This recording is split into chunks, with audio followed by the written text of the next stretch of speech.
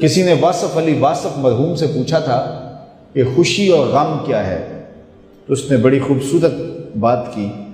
اس نے کہا اپنی مرضی اور اللہ کی مرضی میں فرق کا نام غم ہے۔ اللہ اکبر۔ اور اپنی مرضی کو اللہ کی مرضی میں فنا کر دینا، اس کو خوشی کہتے ہیں۔ جو اللہ چاہتا ہے ہوتا وہی ہے۔ بندہ چاہتا ہے کہ یہ ہو، اللہ چاہتا ہے کہ یہ نہیں، یہ ہو تو ہوگا وہی جو رب چاہے گا۔ تو پھر نتیجہ کیا ہوگا؟ بندہ چاہے گا جو میں چاہ رہا ہوں، کہے گا جو میں چاہ رہا ہوں وہ ہوا نہیں، بندہ دکھی ہو جائے گا۔ لیکن اگر وہ اپنی خواہشات کو، اپنی آرزوؤں کو رب کی رضا میں گم کر دے گا تو پھر جو ہے وہ اسے حقیقی مسرت و خوشی نصیب ہو جائے گی۔ تو استغنا کی دولت یہ حیات طیبہ کا روپ ہے۔ تو حضرت امام قرطبی لکھتے ہیں کہ فَلَنُحْيِيَنَّهُ حَيَاةً طیبہ کا معنی ہے کہ استغنا کی دولت مل جائے، اور یہ دولت اللہ تعالیٰ اپنے بندوں کو دیتا ہے اعمال صالحہ کے نتیجے میں۔ راوی کا کنارہ ہے، ایک فقیر ریت کے اوپر بیٹھا ہوا ہے، شاہ جہاں وہاں سے گزرا اور فقیر نے التفات نہیں کیا۔ بادشاہ کے ساتھ خدام تھے، زرق برق پوشاکوں میں ملبوس نوکر تھے، پورے شاہی تم تراک کے ساتھ جا رہا تھا۔ تو فقیر نے التفات ہی نہیں کیا، توجہ ہی نہیں دی۔ بادشاہ کے دل میں بڑی بات آئی، وہ آ گیا فقیر کے پاس، رک گیا اور کہا کہ ایک بات تو بتاؤ، زندگی کیسے گزر رہی ہے؟ فقیر نے مسکرا کے کہا کچھ تیرے جیسی گزر رہی ہے، کچھ تیرے سے بہتر گزر رہی ہے۔ بادشاہ سمجھا کہ یہ مجھے پہچانتا نہیں ہے کہ میں کون ہوں، میری شخصیت کیا ہے، اسے کیا پتہ تخت و تاج کی زندگی کے کیا مزے ہیں، شاہی محلات کی آسودگیوں کا اسے کیا علم ہے۔ اس نے کہا مجھے جانتے ہو؟ کہا ہاں تم شاہ جہاں ہو، ہندوستان کے بادشاہ ہو۔ تو کہا پھر یہ بات کہہ دی، تمہیں نہیں پتہ ہے کہ تخت و تاج کی زندگی کیا ہوتی ہے؟ آؤ میرے ساتھ چلو دہلی میں اور وہاں دیکھو کہ شاہی محل کے مزے کیا ہوتے ہیں۔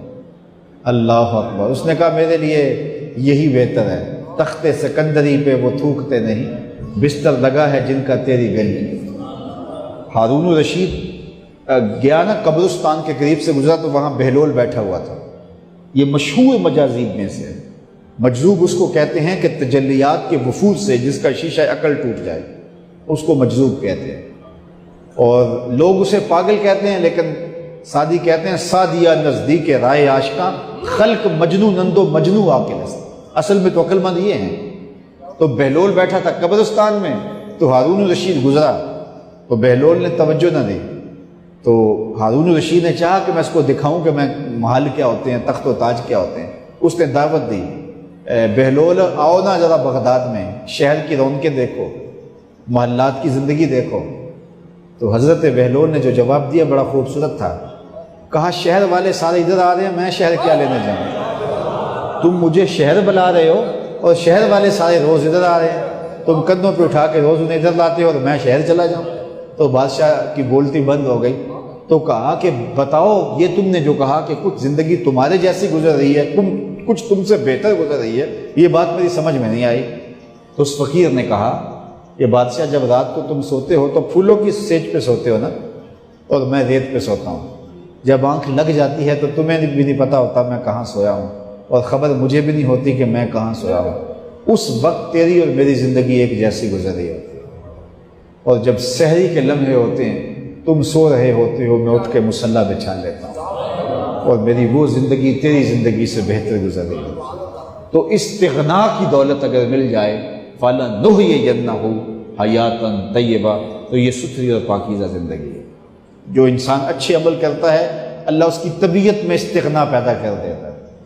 وہ للچائی ہوئی نظروں سے دنیا کو نہیں دیکھتا، اس کی نظر کے اندر ہرس کا پانی نہیں ہوتا، وہ خواہشات کا اسیر نہیں ہوتا، بلکہ اس کی زندگی طمانیت میں گزرتی ہے، وہ اللہ کی تقسیم پہ راضی ہو جاتا ہے۔ حضور نبی رحمت صلی اللہ علیہ وسلم کا ایک فرمان سنیے۔ حضور نے فرمایا انظروا الی ما اسفل منکم، حضور نے ارشاد فرمایا جو اپنے سے نیچے ہے اس کو دیکھو، تم سوکھے ہو جاؤ گے، دکھی نہیں ہوگے۔ اپنے اوپر دیکھو گے تو دکھی ہو جاؤ گے، میرے پاس یہ بھی نہیں ہے، میرے پاس یہ بھی نہیں ہے، میرے پاس یہ بھی نہیں ہے۔ لیکن اپنے سے نیچے دیکھو، تم 5 مرلے کے مکان میں رہتے ہو تو دیکھو وہ بھی جو جھونپڑیوں میں رہتے ہیں، تو تمہیں سکھ ملے گا، تم وہاں آسودہ ہو جاؤ گے۔ لیکن تم 10 کنال کے بنگلے میں بھی رہتے ہو، لیکن آگے دیکھو گے کہ فلاں ایکڑوں میں رہتا ہے تو آپ کے لیے وہ بنگلہ بھی تنگ تنگ دکھائی دے گا۔